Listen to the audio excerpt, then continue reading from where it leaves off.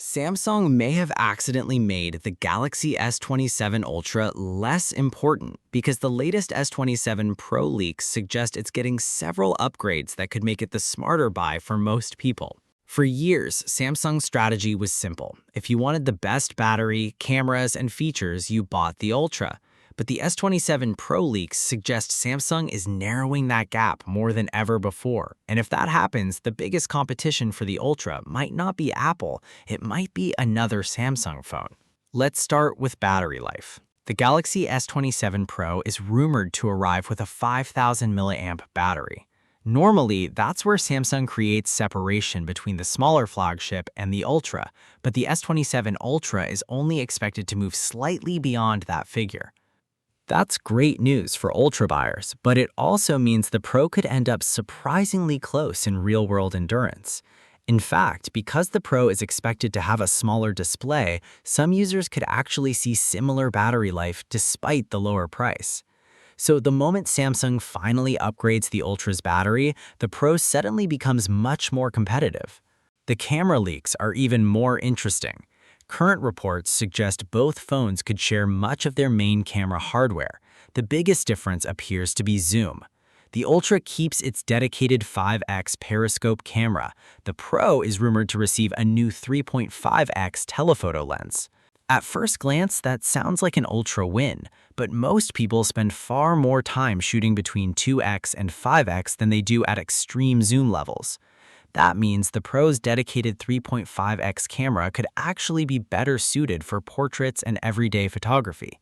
The Ultra should still dominate at long distances, but the Pro may end up offering the more practical zoom setup for most users. And this is where things get interesting.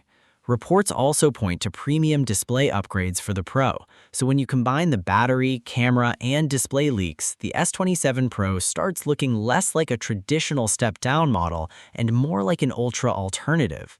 You'll still lose features like the S Pen and some advanced camera hardware, but for many buyers, that may not be enough to justify paying significantly more for the Ultra.